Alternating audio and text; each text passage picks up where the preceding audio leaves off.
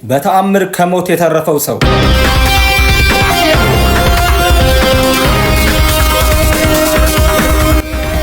ይህ የምትመለከቱት ምስል በፊሊፒንስ ታንጃይ ሲቲ የተከሰተ እጅግ አስገራሚ ክስተት ነው። ይህ ሰው በጀርባው ላይ በርካታ የጥይት እራሮች ቢያርፉበትም በተአምር ከሞት መትረፍ ችሏል። ማህበረሰቡን ያስገረመው ይህ ክስተት ትልቅ መነጋገሪያ ሆኗል። የዓለም ማህበራዊ ሚዲያዎች ሽፋን ያገኘው ይህ ቪዲዮ ግለሰቡ በተደጋጋሚ የተተኮሱበትን ጥይቶች መቋቋም የቻለ ጥይት የማይበሳው ሰው በማለት እየገለጹት ይገኛሉ። ይሁን እንጂ ከጀርባው የምናየው ጠባሳና በርካታ የጥይት ምልክቶች ክስተቱ ምን ያህል አስፈሪ እንደነበር ያሳያል።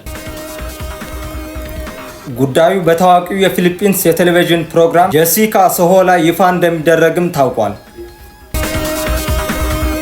ይህንን ክስተት ስንመለከት የሰው ልጅ ሕይወት አስቸጋሪ በሆኑ ፈተናዎች ውስጥ እንኳን እንዴት መትረፍ እንደሚችል እንረዳለን።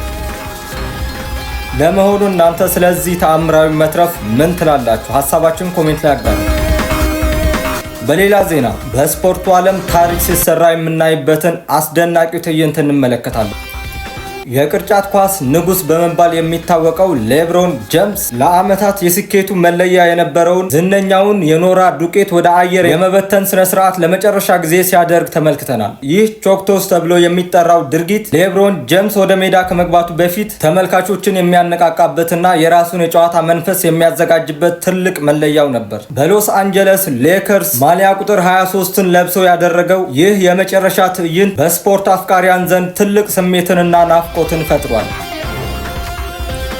ይህ አጋጣሚ የሚያሳየን በአንድ መስክ ላይ በትጋትና በእምነት መስራት እንዴት ትልቅ አርአያነትን እንደሚያስገኝ ነው። አዳዲስና ፈጣን መረጃዎችን ለማግኘት ቻናላችንን ሰብስክራይብ ማድረጋችሁን እንዳትረሱ።